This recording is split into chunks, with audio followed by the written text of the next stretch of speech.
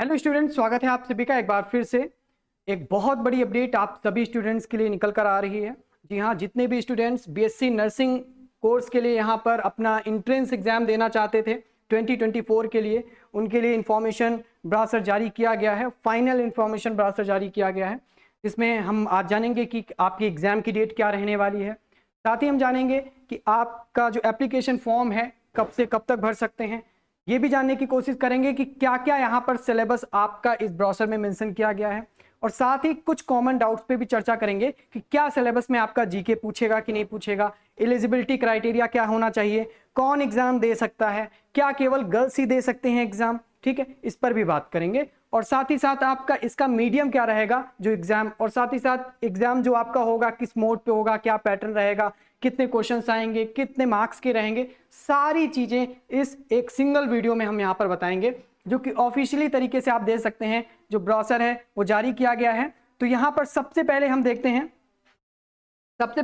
हैं कि भैया आपका जो एप्लीकेशन फॉर्म जारी हुआ है जो कि ऑनलाइन आपका भरा जाएगा, उसकी वो कब से भरा जाएगा। तो देखिए 25 यानी कि आज से ही आपका एप्लीकेशन फॉर्म यहाँ पर भरा जाएगा। ठीक है, और कब तक भरा जाएगा, तो इसकी लास्ट डेट है आपके एप्लीकेशन फॉर्म भरने की 29 मई।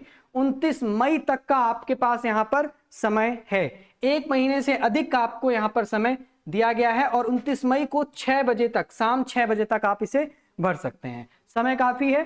ठीक है, और साथ ही साथ एडमिट कार्ड जो है उसका भी डेट बताया गया है, 5 जून को आपका एडमिट कार्ड आएगा। लेकिन यहां पर देखिए लिखा हुआ है tentative date of admit card, यानी कि एडमिट कार्ड की डेट अभी टेंटेटिव है। सिर्फ एडमिट कार्ड की डेट टेंटेटिव है, यानी कि एडमिट कार्ड कब आएगा इसमें बदलाव हो सकता है।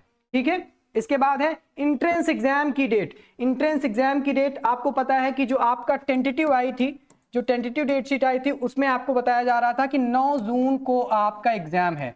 और अभी काफी बच्चे यहाँ पर अपना देख रहे हैं तो उनको वही दिख रहा है कि 9 जून को ही है।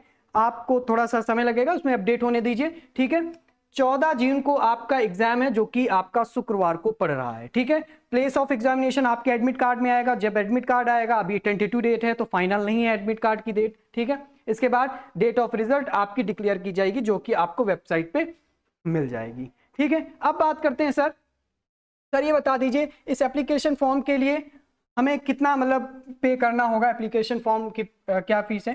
तो यहाँ पर जो आपके जनरल वाले स्टूडेंट्स हैं, ठीक है, जनरल और ओबीसी, उनके लिए यहाँ पर 3000 है, 3000। और जो आपका एससी और एसटी वाले स्टूडेंट्स हैं, ठीक है, एसटी एसटी कैटेगरी के हैं, उनके लिए यहाँ पर 2000 है। तो ये चीज़ आप कर लें कि अगर आप जनरल ओबीसी से हैं तो आपका 3000, एससी एसटी से हैं तो आपका 2000। ये क्लियर हुआ। ठीक है, अब एक और कॉमन डाउट है, सर ये बता दीजिए कि एग्जाम दे कौन सकता है। 90% स्टूडेंट्स को डाउट है कि ये एग्जाम केवल गर्ल्स दे सकती हैं, लेकिन नहीं, ये एग्जाम गर्ल्स एंड बॉयज दोनों दे सकते हैं। दोनों लोग यहाँ पर अपना एग्जाम ये दे सकते हैं। बीएससी नर्सिंग कर रहे हैं, उनके मन में एक ऐसी मानसिकता, एक ऐसी धारणा बन चुकी है कि नर्सिंग मतलब नर्स का काम तो एक नर्स यानी कि गर्ल्स करती है। तो ये चीज आप दिमाग से निकाल दीजिए। तो ये एग्जाम आप दोनों गर्ल्स एंड बॉयज, ठीक है, दोनों जेंडर यहां पर दे सकते हैं। ये चीज यहां पर क्लियर हुई। ठीक है, अब बढ़ते हैं आगे और देखते हैं एक और क्या डिटेल्स यहां पर दी गई हैं आपकी।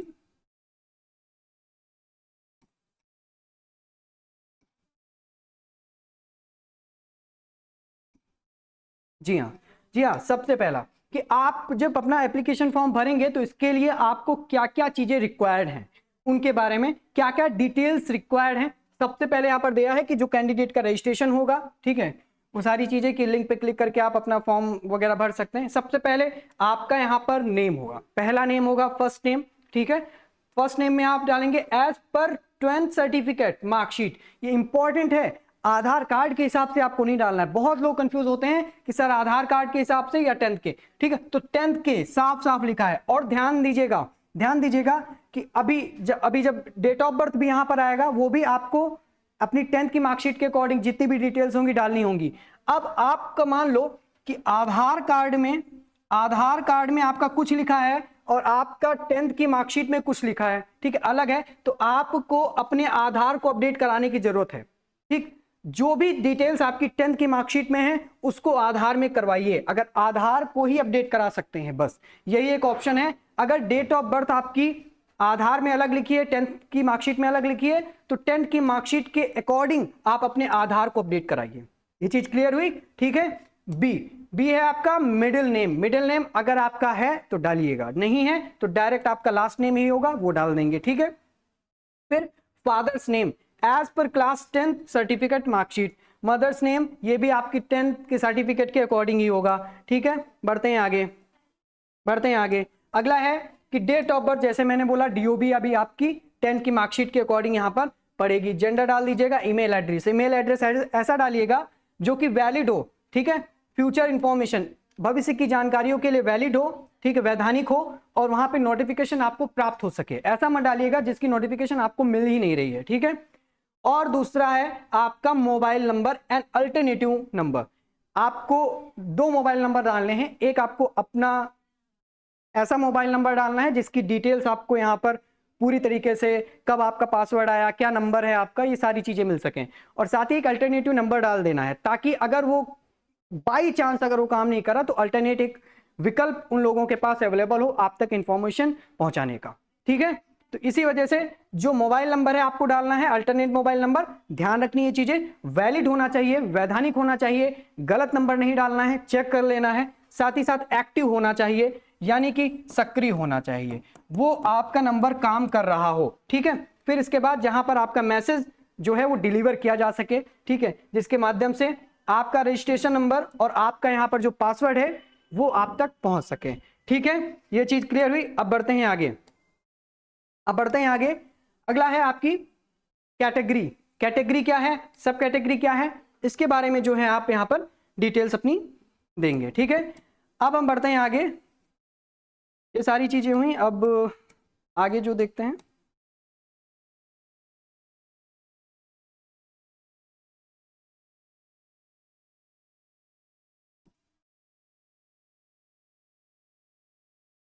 हाँ, अब हम यहां पर आ जाते हैं एग्जामिनेशन वाले, एग्जामिनेशन वाले ऑप्शन पे।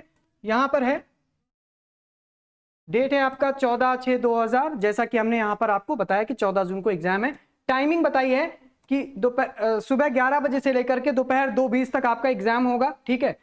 200 मिनट का आपका एग्जाम होगा, पहली चीज, ठीक। फिर अगला है वेन्यू, जहां पे आपके एडमिट कार्ड में जहां पे वेन्यू दिया होगा, जो सेंटर होगा वो लिखा होगा।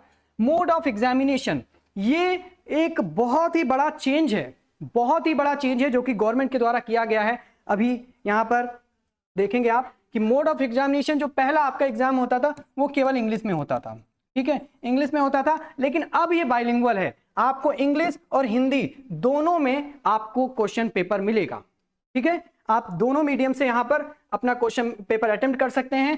ऑब्जेक्टिव टाइप होगा, मल्टीपल चॉइस क्वेश्चन पेपर होगा, जहां पे आपको रिस्पॉन्स देना है, ठीक है। ये चीज क्लियर हुई। अब क्या है कि नंबर ऑफ क्वेश्चंस, क्वेश्चंस के कितने कितने नंबर्स का यहां पर क्वेश्चन पेपर होगा, ठीक, सॉरी, कितने क्वेश्चंस होंगे उस क्वेश्चन पेपर में, वो है आपके 200, यानी कि 200 क्वेश्चंस आपको उस क्वेश्चन पेपर में यहां पर मिलेंगे। साथ ही साथ हर एक क्वेश्चन के लिए एक मार्किंग होगी, 1 नंबर की, ठीक है। Every single correct response will get 1 mark.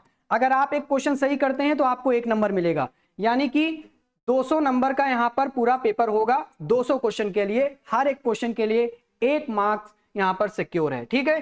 फिर है निगेटिव मार्किंग नहीं है, निगेटिव मार्किंग नहीं होगी। निगेटिव मार्किंग का मतलब है कि मान लो कि आपने 3 क्वेश्चन सही किया है, चौथा क्वेश्चन गलत कर दिया है, तो जो आपने चौथा क्वेश्चन गलत किया है उसके लिए आपका कोई सही वाले क्वेश्चंस में से मार्क्स नहीं कटेगा, ठीक है।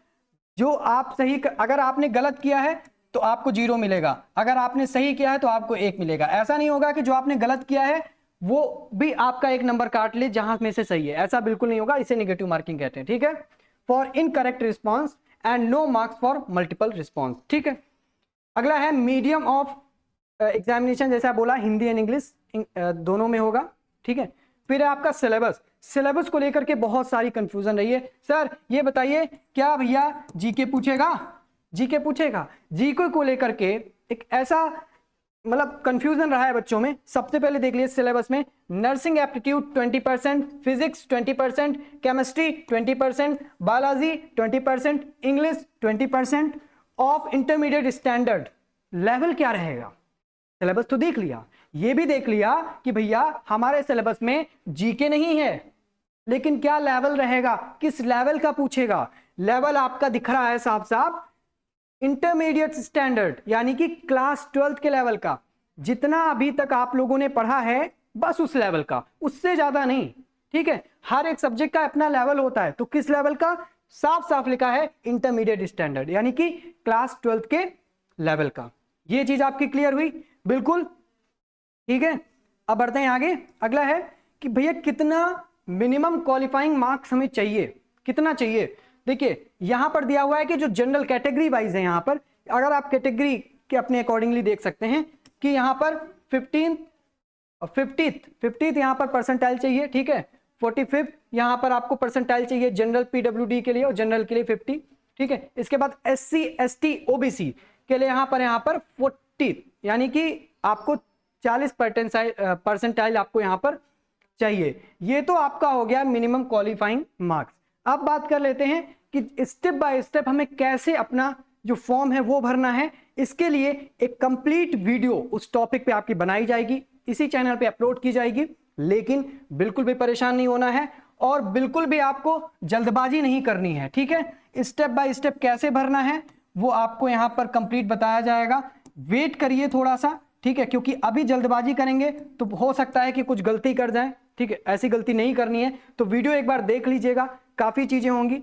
अभी बोल रहा हूं कि अगर कुछ चीजें करना चाहते हैं अपने फॉर्म फिलिंग को लेकर के, तो जो यहां पर डिटेल्स दी हैं पहले उसे मैच कर लीजिए। क्या 10th की मार्कशीट से मैच कर रहा है? ठीक है, ये सारी चीजें आपके लिए इंपॉर्टेंट है, तो इनको यहां पर देख लीजिए। वीडियो आपके लिए बहुत ही जल्द यहां पर इसी चैनल पर आपकी अपलोड यहां पर की जाएगी। ठीक है, तो सिलेबस को लेकर डाउट हो गया, जो भी आपका एग्जाम कब होगा, ये सारी चीजें मोस्टली आपके जितने भी डाउट्स हैं वो यहाँ पर क्लियर हो गए हैं। ठीक है, वीडियो अगर आपको अच्छी लगी है तो वीडियो को लाइक जरूर कीजिएगा। ठीक है, वीडियो को अपने फ्रेंड सर्कल में जरूर भेजिएगा। ठीक, और BSc नर्सिंग की एंट्रेंस एग्जाम के लिए तैयारी करना चाहते हैं तो चैनल को हमारे जरूर सब्सक्राइब कीजिएगा। ठीक है, और तो कोई यहाँ पर डाउट आपका रहा नहीं है, जो बेसिक डाउट थे आपके यहाँ पर क्लियर ही हो चुके हैं। ठीक है, कि किसे एग्जाम देना है, मैंने आपको किसे एग्जाम देना है मैंने आपको बताया कि केवल यहाँ पर गर्ल्स को एग्जाम नहीं देना है, गर्ल्स बॉयज दोनों को देना है। ये चीज आप कंफर्म कर लो, ये बहुत बड़ा कंफ्यूजन है सभी स्टूडेंट्स में। ठीक है, तो फिलहाल जो भी होगा स्टेप बाय स्टेप हम आपको पूरा कंप्लीट प्रोसेस यहाँ पर बताएंगे। तो अभी के लिए तो फिलहाल जितनी भी गाइडलाइंस यहाँ पे जारी की गई थी जो आपके लिए इंपॉर्टेंट थी हमने यहाँ पर बता दी है। ठीक है, तो अभी एडमिट कार्ड की डेट जो है वो आपकी टेंटेटिव है, जैसा कि मैंने यहाँ पर बताया। कोई भी डाउट होगा आप कमेंट करके जरूर पूछिएगा, हम उस आपके डाउट को जल्द से जल्द क्लियर करने की कोशिश करेंगे। तो फिलहाल आज के लिए इतना ही, मिलते हैं नेक्स्ट वीडियो में। Thank you so much.